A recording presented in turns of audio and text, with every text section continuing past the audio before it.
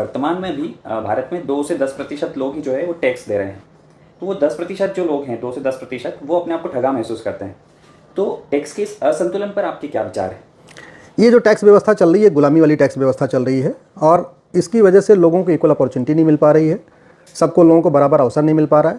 कुछ लोग टैक्स दे के परेशान हैं, कुछ लोग उससे ज़्यादा कमा रहे हैं फिर भी टैक्स नहीं दे रहे। उदाहरण के लिए, जो आदमी सरकारी नौकरी में है, वो इवन क्लर्क है तो भी वो टैक्स दे रहा है, कांस्टेबल है तो भी टैक्स दे रहा है। वहीं दूसरी तरफ बहुत सारे ऐसे लोग भी हैं जो महीने में 1 लाख रुपये कमा रहे हैं, 1.5 लाख रुपये कमा रहे हैं, वो भी टैक्स नहीं देते। मैं आपको एक एग्जांपल देता हूँ, चलो आपको टूर ट्रैवल का एग्जांपल देता हूँ। अमर और अकबर 2 दोस्त हैं। अमर के 2 बेटे, अकबर के 12। दोनों ने तय किया चलो टूर ट्रैवल का काम करते हैं। एक बराबर दोनों के पास लागत है, दोनों ने एक बराबर गाड़ियाँ खरीदी। अमर के 2 ही बेटे हैं और ख़रीदी उसने 10 गाड़ी, तो उसको 8 ड्राइवर चाहिए।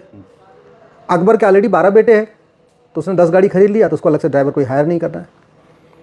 अब अमर के 2 ही बेटे हैं और उसको 10 गाड़ी चलवानी है, तो उसको अपना अमर टूर एंड ट्रैवल के नाम से उसको रजिस्ट्रेशन भी कराना पड़ेगा।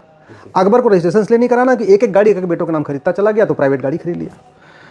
अमर को चूंकि रजिस्ट्रेशन भी, टूर एंड ट्रैवल का रजिस्ट्रेशन कराया, तो उसको एक अलग से ऑफिस मैनेज करना पड़ेगा। अकबर को ऑफिस भी नहीं मैनेज करना, एक एक गाड़ी है, एक एक मोबाइल नंबर है, वो मोबाइल पे ऑर्डर आ रहा है, वहीं से उसकी गाड़ी चलती जा रही है। अमर ने रजिस्ट्रेशन करा लिया तो वो जीएसटी के दायरे में आ गया, अकबर ने रजिस्ट्रेशन नहीं कराया तो जीएसटी के दायरे में नहीं आया। अमर ने चूंकि 2 ही बेटे थे, 10 गाड़ी 2 बेटों के नाम पे नहीं खरीद सकता था, तो उसने अमर टूर एंड ट्रैवल के नाम पे खरीदी, तो उसको पीली पट्टी वाली गाड़ियाँ लेनी पड़ेगी। अकबर को पीली पट्टी वाली लेने की जरूरत नहीं है, अकबर एक जो नॉर्मल गाड़ी नहीं खरीदते, इंडिविजुअल खरीदते हैं, उसके नाम पे ले लिया। तो पीली पट्टी वाली जो गाड़ी होती है, जिसको टूर ट्रैवल की गाड़ी कहते हैं, उसका इंश्योरेंस ज़्यादा होता है, उसका रोड टैक्स भी ज़्यादा होता है। तो जो गाड़ी अमर को 12 लाख में पड़ रही है, वही गाड़ी अकबर को 11 लाख में पड़ रही है। पहला डिफरेंस तो ये है कि शुरुआती लागत ही अमर की ज़्यादा हो गई, अकबर की कम हो गई। ड्राइवर का खर्चा अमर को देना है, अकबर को देना नहीं। ऑफिस का खर्चा अमर को देना है, अकबर को देना नहीं। चार्टेड अकाउंटेंट का खर्चा अमर को देना है, अकबर को देना नहीं। इसलिए अमर उसी गाड़ी में 12 रुपये पर किलोमीटर से कम में चल नहीं सकता, उसको नुकसान हो जाएगा। लेकिन अकबर उसी गाड़ी को 10 रुपये किलोमीटर भी चला सकता है, क्योंकि ना ड्राइवर का खर्चा, ना चार्टेड अकाउंटेंट का खर्चा, ना उसको जीएसटी देना है, ना उसको इनकम टैक्स देना है, कुछ और देना नहीं। रोड टैक्स भी उसका कम है, एनुअल इंश्योरेंस भी उसका कम है, क्योंकि वो नॉर्मल जो नॉर्मल पट्टी वाली गाड़ियाँ होती हैं, इंडिविजुअल वाली, वो वाली गाड़ी है, प्राइवेट वाली गाड़ी है, और दूसरी तरफ इसकी कमर्शियल व्हीकल हो गई है।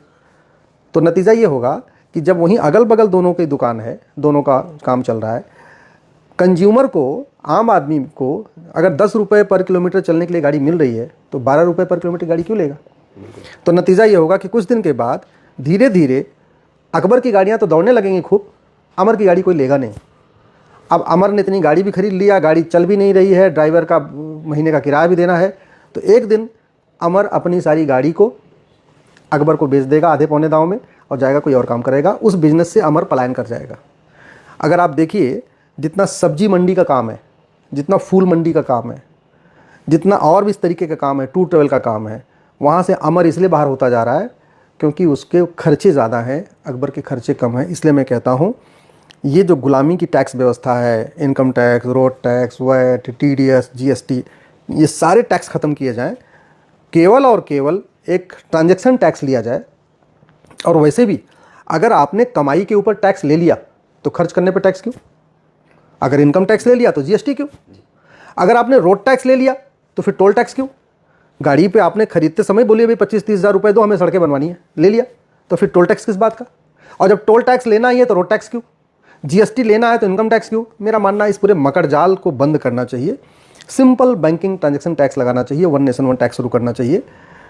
आचार्य चाणक्य के समय जब दुनिया की सबसे ज़्यादा जीडीपी हमारी हुआ करती थी, उस समय वन नेशन वन टैक्स ही था, ये दुनिया भर का कोई टैक्स नहीं था। आज हम इतना टैक्स बना के बैठे हुए हैं, इसके बावजूद भारत कर्ज की रानी बना हुआ है, 250 लाख करोड़ का कर्जा है। आचार्य चाणक्य के समय में जब इसमें कोई टैक्स नहीं था, न इनकम टैक्स था, न टोल टैक्स था, न रोड टैक्स था, न वैट था, न टीडीएस था, न जीएसटी थी, तब भारत सोने की चिड़िया कहलाता था। इक्वल अपॉर्चुनिटी नहीं मिल रही है, जो टैक्स दे रहा है वो टैक्स दिए दिए दबा जा रहा है, जो नहीं दे रहा है नहीं दे रहा है। 50,000 रुपये पाने वाले टैक्स दे रहे हैं, 1 लाख रुपये कमाने वाले टैक्स नहीं दे रहे हैं। बहुत सारे मैं देखा गोलगप्पे भी काम कर रहे हैं, इलेक्ट्रीशियन का काम करते हैं, प्लम्बर का काम करते हैं, और भी काम करते हैं, महीने में 1 लाख रुपये कमा रहे हैं, और टैक्सी चला रहे हैं, 1 लाख रुपये कमा रहे हैं, वो टैक्स नहीं दे रहे हैं। और दूसरी तरफ कांस्टेबल भी टैक्स दे रहा है, क्लर्क भी टैक्स दे रहा है, टीचर भी टैक्स दे रहा है, सब टैक्स देते जा रहे हैं, सबको देना पड़ रहा है। ये सिस्टम अच्छा नहीं है। और दूसरा, ये इक्वल अपॉर्चुनिटी नहीं दे रहा है। जैसा मैंने आपको बताया कि चाहे वो टूर ट्रैवल का कारोबार देख लीजिए, फल मंडी का देख लीजिए, सब्जी मंडी का कारोबार देख लीजिए, फूल मंडी का कारोबार देख लीजिए, लगातार ये जो बिजनेस ट्रांसफ़र हो रहा है ना, उसका बड़ा कारण ये टैक्स सिस्टम है। इसलिए इसको बंद करना चाहिए। भाई 2% ट्रांजैक्शन टैक्स लगा दो कि 1000 रुपये तक तो कोई टैक्स लगेगा नहीं, 1000 के ऊपर अगर कोई ट्रांजैक्शन करेगा तो उस पर 2% देना, यानी 1000 पे आदमी को 20 रुपये एक्स्ट्रा देने में क्या दिक्कत है। अगर आदमी 1 लाख रुपए का ट्रांजैक्शन करेगा तो 1 लाख 2,000 दे देगा। जब जिसको चार्टेड अकाउंटेंट की ज़रूरत नहीं, सीए की ज़रूरत नहीं, आपको इनकम टैक्स देना नहीं है, टोल टैक्स देना नहीं है, रोड टैक्स देना नहीं है, वैट देना नहीं है, जीएसटी देना नहीं है, तो 2% हर व्यक्ति खुशी खुशी दे देगा। सबको इक्वल अपॉर्चुनिटी मिलेगी।